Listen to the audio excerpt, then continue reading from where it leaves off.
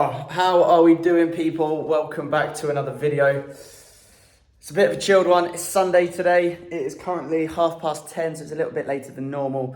But I wanted to bring you a bit of a video to talk about parent consultation meetings. This last week has been super busy at my school because we've had assessments going on. We've had to put all of those assessments up onto the tracker so we can see how well the kids have progressed. And we've had parent consultation meetings. So I just want to talk a little bit about parent consultation meetings, my experience of them, and then the pros and cons of doing them in person versus doing them virtually, which is what we've been doing because of COVID. So without further ado, guys, that is what the video is going to be about. Let's get into it. So the week just gone was our second round of parent consultation meetings. The first set was back at the beginning of the year. It was probably like a month or two after the year had begun. And that was really just a bit of a catch up, a bit of an introduction to myself, and obviously for me to get to know the parents a little bit better, and ultimately to talk about how well the children had settled in. Because especially in the UAE, last year, the children spent most of the year distance learning, and then in the summer, they were coming back to face-to-face learning, but it was very disrupted. It was like a couple of weeks in, then a couple of weeks out. So the September-October period was the longest time the children had actually been back in school. They had a new teacher, and the classes had been mixed up a little bit. So that was just a bit of an introduction, talking about how they'd settled in and how well they were doing up until that first point.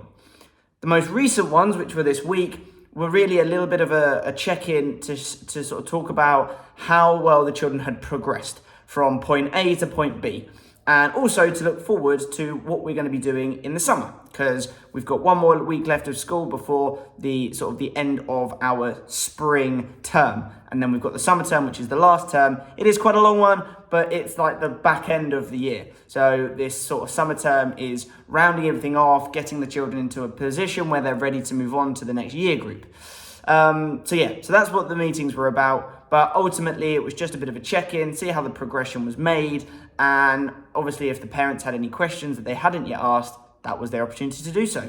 So obviously, I mentioned about virtual versus in-person parent consultation meetings, and there are pros and cons to both. Now, at the moment, obviously, we're doing virtual still because of COVID. The pros for virtual are like time related for sure. So you have like a 10 to 15 minute slot, and within that slot, you can hit specific targets. You have to be very specific and target orientated with those meetings. Because like I say, you've only got about 10 minutes and then the video stops, it times out. So you have to achieve what you want to achieve within those 10 minutes. So if you ramble on about all sorts of different things, you end up running out of time. So that's good because obviously if you've got a class full of children and you've got lots of parents to meet, it being structured as a teacher saves your sanity.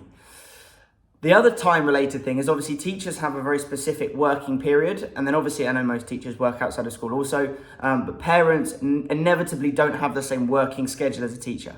So when teachers are free, parents are often still at work.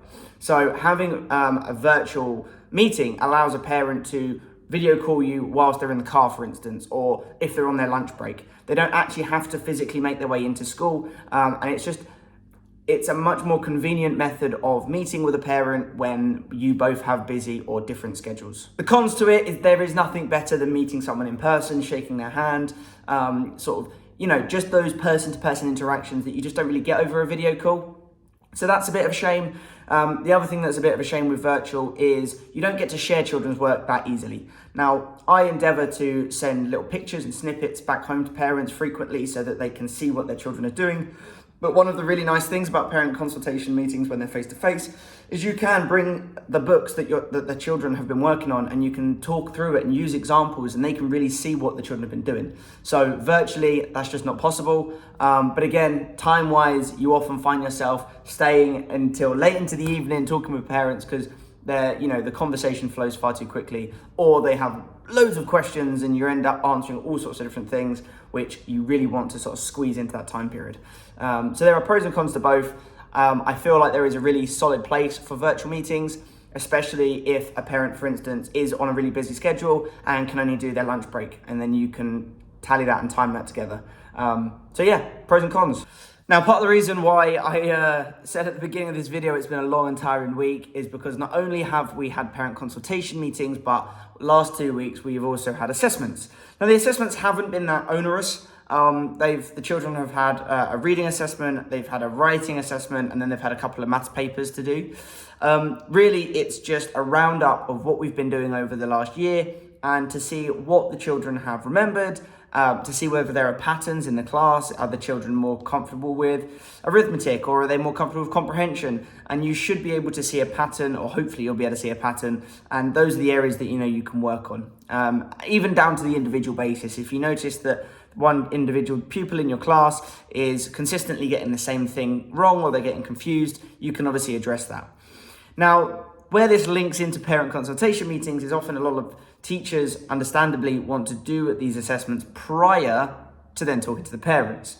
And while I agree that that is great because it means that you've got a bit more of an understanding of what the child has retained, it can also be a little bit dangerous. Now, I personally don't like talking numbers with parents. But parents always want to know, right? You always want to know how your child has done. Did they ace the assessment? Is there areas to be improved or worked upon? But numbers often, they don't tell you the picture. You need to look at the numbers and then decipher from that data what you need to do. Where are the children strongest? Where do they need a bit more support? What do they just have no idea about? And you just need to reteach it almost. So talking numbers is something that I personally avoid, and I would recommend you doing the same thing. Because if, for instance, hypothetically you were to have a paper and the top marks were 20 marks, and one child scores 10, and then another child scores 12, to the obvious one, it's like, oh, that's not that much. But in the scheme of the paper, that might be huge. That might be the difference between being where they're expected to be at and greater depth, or the opposite. So talking numbers with parents is very challenging. What I rather do is say whether they are working towards, so they're underneath where they should be, whether they're at where they should be, or whether they are greater depth and they can be sort of pushed further. That is a really easy way of showing the parents, okay, if they're working towards, they're not quite at the level they should be for this year, or they're at the level, and what can we do to try and maybe push them above that? And if they're above that, how can we maintain that? How can we keep them at that high level? So try to avoid data where at all possible. Another thing that I do in meetings, and I think this is really important, is to personalize what you're saying to that parent.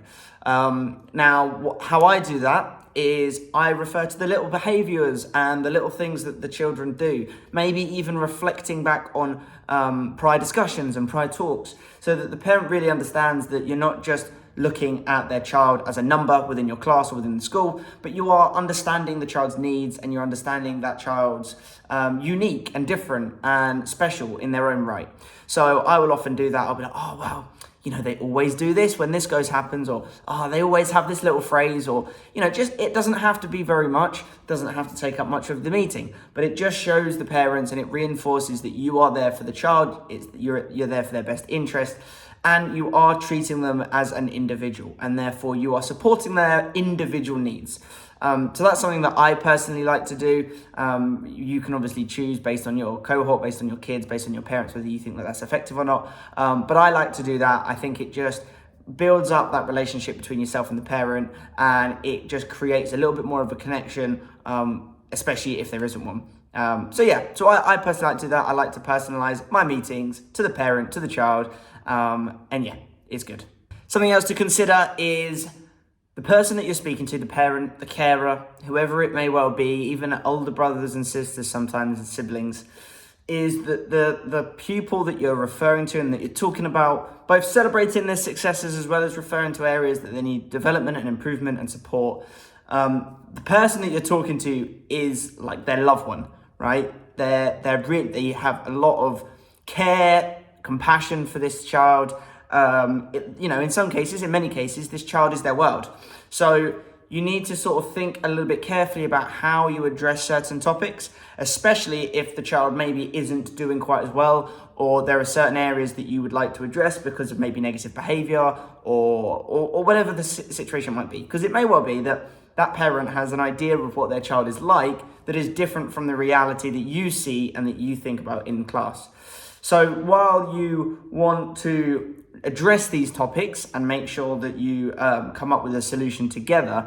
You just need to be a bit tactful as to how you bring those topics forward. You want to obviously address the positives as well as the negatives, but you just need to be careful how you do it, because like I say, you're talking to their parent, sibling, auntie, uncle, whoever it might be, who obviously cares for this child an awful lot. And also, whilst we're talking about parents and progress and so on, there will inevitably be some parents or a lot of parents that want to know what they can do at home with the children. And sometimes this is a really good thing and you're like, oh yeah, you can engage with them in their reading or you can do this with them. But other times it's the child is doing really well and actually like they don't need to do anything more. Sure, they could, but they don't need to. And you then have this balance of, oh, I don't want to start giving you work to do with your children because then your children will start like resenting school and thinking that, oh, I've got homework when I get back home and this, that, and the other. And obviously it depends on your school's policy and whether or not your school sets homework. I teach primary, so it's a little bit different to if you're teaching in secondary. But yeah, so trying to engage the parent and see what they can do as well as what you can do. So it could be even like a behavioral thing. Oh, it would be really great if you asked your child when they got home or, how's their day been? Engage in that. And obviously then the parent feels like there's involvement and you're not just telling them this is what we're doing, this is how, you're involving the parents. And that's also really important. Okay, everybody, that is sort of the roundup and the end to this video. Thank you guys for tuning in. Really, that was just a bit of an update on how my week has been. I know it's been about 2 weeks since I last uploaded, but it's just been a bit crazy. It's been a bit of a crazy, tiring week, but a successful one nonetheless. If you are a teacher or you are a parent even, and you have experienced some really successful and really interesting, eye-opening and great experiences of parent meetings, parent consultation meetings, please comment down below. We'll come over and drop me a message on Instagram. I will pop my Instagram handle in the description of this video. So come over and ask me questions if you would like. Share them because, even for me, I'm always looking to develop and learn. And if there's a better way that I can organize my meetings and discuss things with parents, then obviously I will do. If you are new to the channel, guys, please subscribe. We have just gone over 700 subscribers, which is very exciting. Like this video if you found it at all interesting or useful. Like I say, subscribe, and I will see you next time. Peace out.